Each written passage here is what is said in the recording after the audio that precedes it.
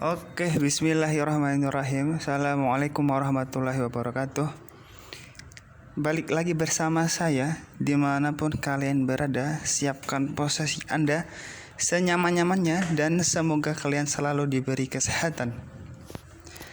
Kali ini kita akan membahas sebuah film, yaitu film horor tapi ada bernuansa Islami. Tentunya film ini dibintangi oleh para artis terkenal dan tokoh utamanya dan kalian tahu sendiri yaitu Vino Bastian. Oke, langsung saja tanpa banyak cakap kita akan langsung mereview. Ini dia judul filmnya.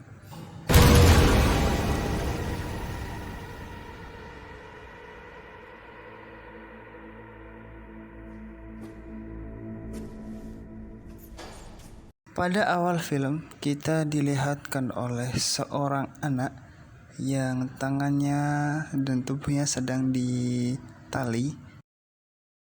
Dan kita lihat anak tersebut sedang meronta-ronta seperti orang kesakitan. Nampak anak tersebut dengan berwajah bermuka seram, bermuka pucat telah dibacakan ayat suci Al-Quran oleh seorang laki-laki, dan laki-laki tersebut benar itu adalah ayahnya.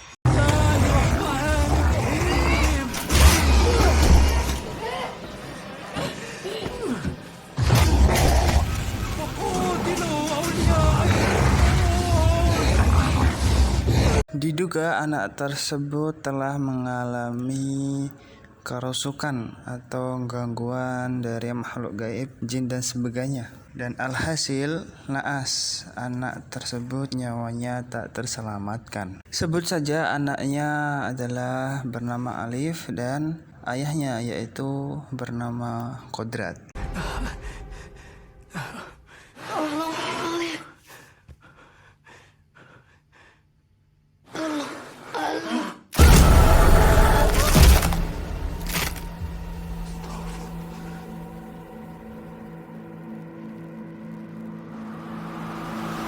Seketika sepeninggalan anaknya, kemudian ayahnya masuk ke dalam sebuah shelter penjara karena diduga bisa jadi ayahnya dituduh oleh kasus pembunuhan anaknya. Tapi ternyata di dalam penjara, ayahnya yang bernama Kodrat tak disangka-sangka bahwasanya jin yang merasukin anaknya tadi masih mengincar dirinya.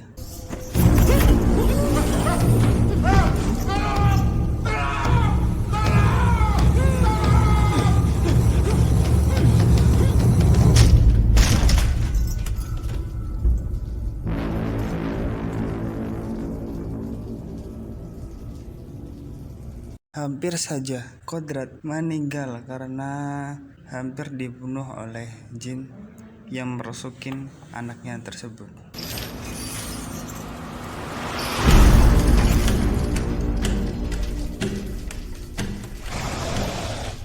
Sudah kukatakan, kau akan menderita sepanjang hidupmu.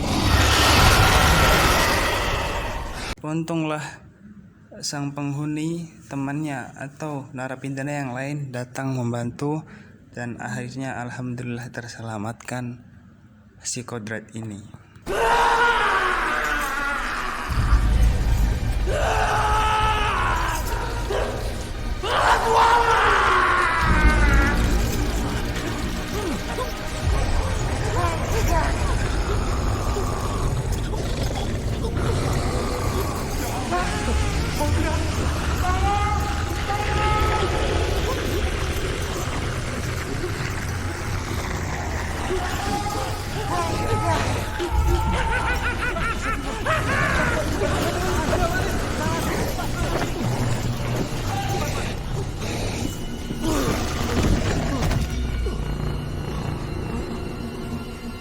Selepas Kodrat sudah terbebas dari penjara, kemudian ia melanjutkan pulang kampung atau pulang ke daerah yang dimana daerah tersebut adalah tempat pesantren di mana Kodrat dulu menimba ilmu. Namun ketika Kodrat turun dari angkutan umum, dia melihat ada hal yang tak wajar yang terjadi pada penumpang lain.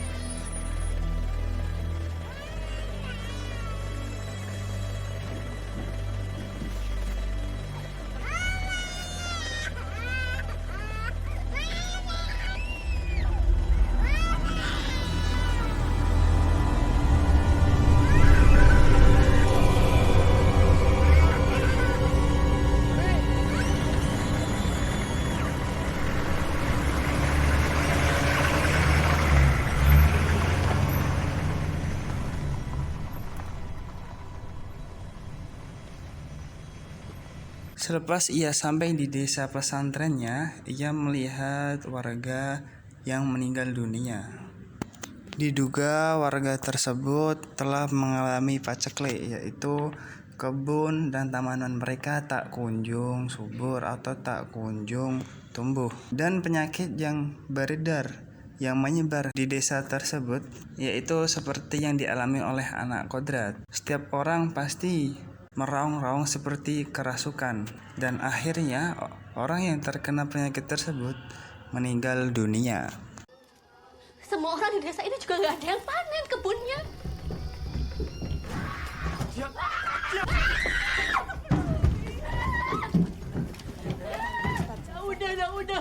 Udah, lihat ibu, udah. Jihan.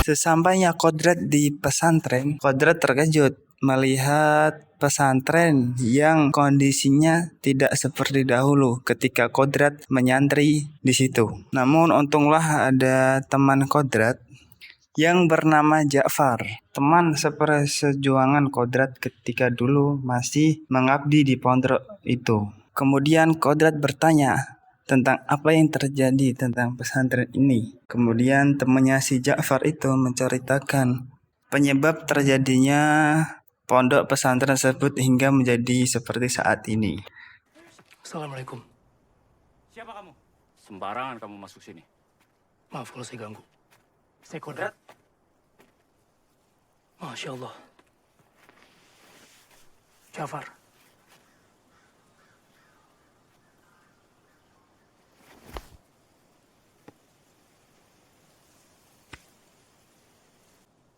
Pesantren apa kayak gini sekarang? Mana Kiai Rohim?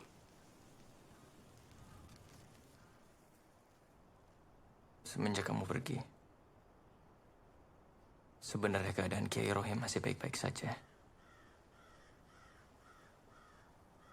Bahkan setiap kali kami mendengar soal kamu, Kiai pasti tersenyum bangga.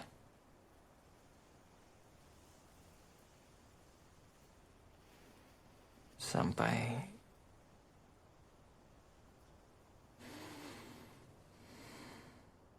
kematian Alif 3 tahun yang lalu. Kami semua yakin itu bukan kecelakaan biasa. Setiap hari Kiai Rohim zikir, sholat tahajud buat kamu, sampai dia lupa sama dirinya sendiri. Dan suatu hari, tanpa alasan yang jelas, Kiai Rohim jatuh sakit. Desa dan penduduknya juga mulai mengalami gangguan. Mulai dari panen yang diserang hama, banjir, wabah penyakit, sampai gangguan-gangguan goib.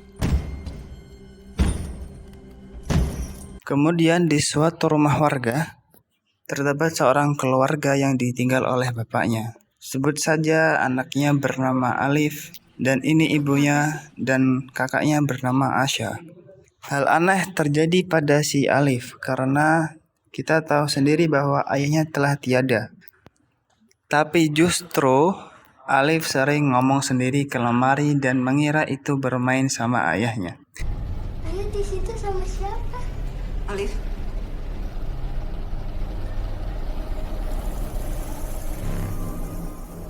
Ngapain kamu?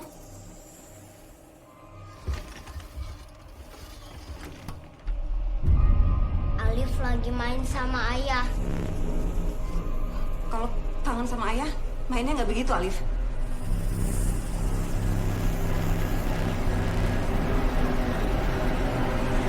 Assalamualaikum. Waalaikumsalam. Ketika Asya sedang marah sama ibunya, sesuatu terjadi dengan Alif. Iya, Bu. Keluarga kita kalau tuh karena Asya, kan? Alif sakit cacat tuh karena Asya, kan? Kalau tahu kan?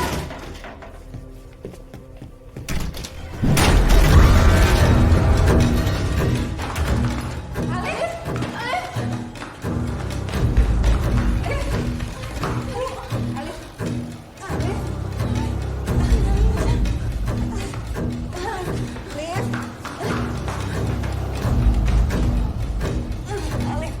Alif. Alif. Badannya panas ya. Alif. Alif. Biar Asya bikin kompresan ya, Bu.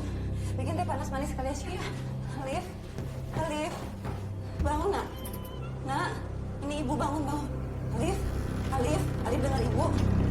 Namun syukurnya Alif tidak mengalami apapun cedera apapun. Tapi wajah Alif yang sangat aneh ketika lemarinya dipindahkan ke gudang.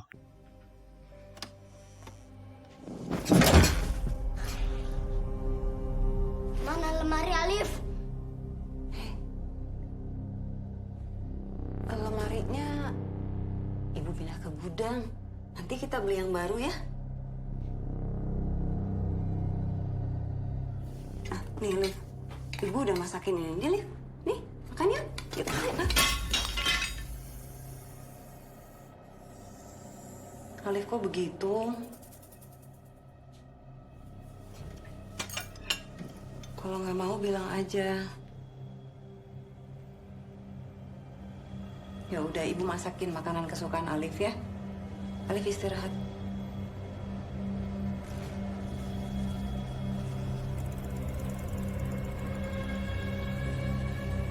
Ketika malam tiba, ternyata Alif tidak berada di kamarnya. Kemudian sang ibu dan Kak Asya mencarinya kemana-mana. Dan alhasil, si Alif ditemukan di gudangnya. Namun ketika ibunya berhasil menemukannya, hal aneh terjadi pada Alif. Ia tidak seperti manusia biasa. Ada hal aneh atau makhluk lain yang merasuki tubuhnya. Alif ngapain di sini? Ibu sama Kak Asya nyari kamu kemana-mana loh.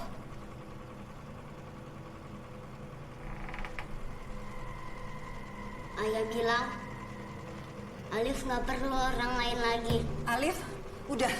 Asal nurut. Kata ayah Alif bisa jalan lagi. Ayah udah nggak ada, udah meninggal. Jangan ngomong jelek soal ayah.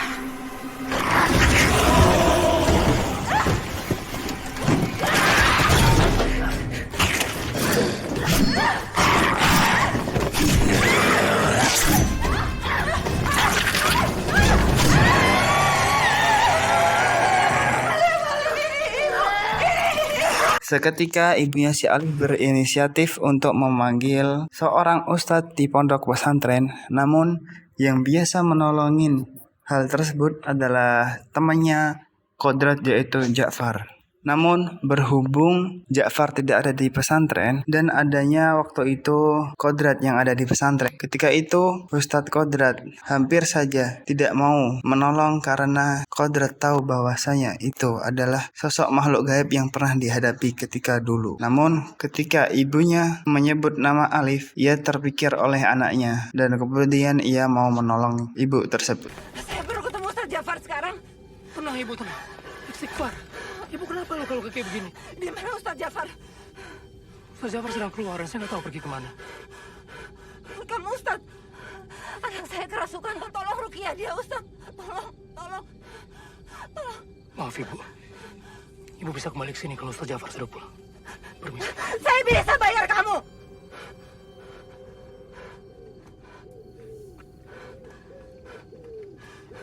Sudah bilang tadi. Kamu bisa kembali kalau Ustaz Jafar sudah pulang. Silakan. Tolong Ustaz, tolong saya nggak bisa Saya sampaikan kehilangan pesan anak Ustaz saya. Jafar. Tolong Alif Ustaz.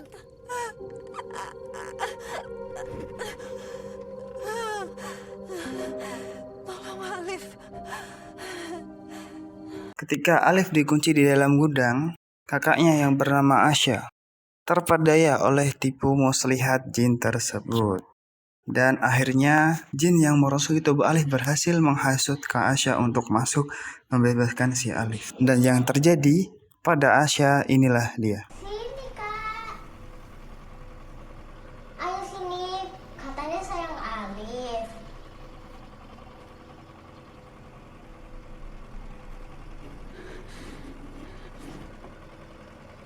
Alif keluar yuk. Kita balik ke rumah. Gak mau, Alif mau main sama ayah aja. Alif denger Kak Asya ya. Keluar sekarang. Boleh. Tapi kembalikan dulu ke Alif.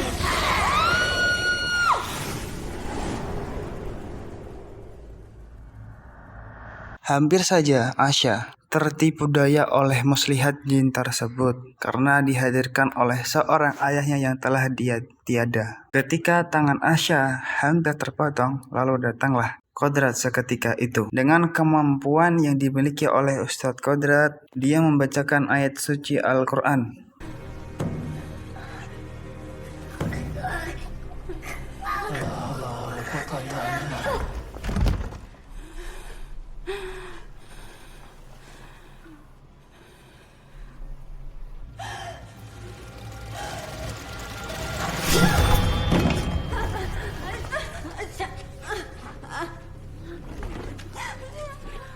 Selepas pulang dari rumah Alif, kemudian Kodrat melewati sebuah perbukitan untuk menuju pulang ke pesantren. Namun di tengah jalan, ia ketemu oleh sosok yang ia pernah kenal. Hampir saja Kodrat mengalami cedera, atau hampir saja Kodrat meninggal dunia. Dan syukurlah ia tidak kenapa-napa. Setelah itu,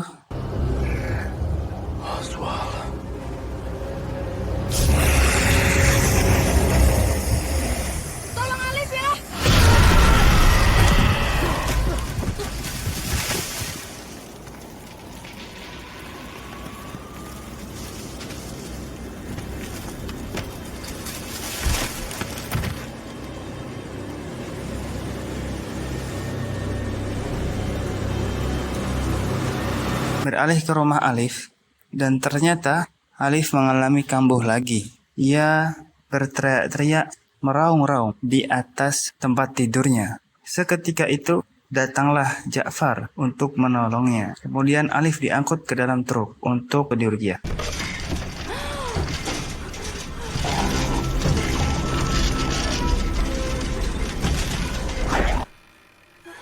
Malam, saya datang untuk Alif.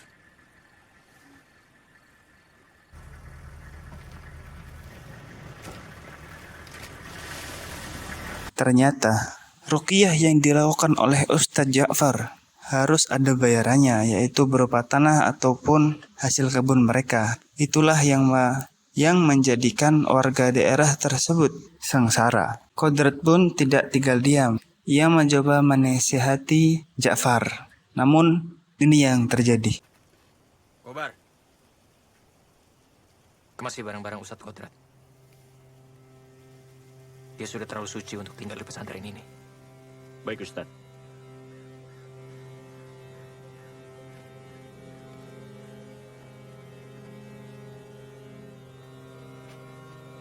Syukurlah Alif sembuh. Namun ketika malam itu di rumah tersebut mengalami kejadian lagi.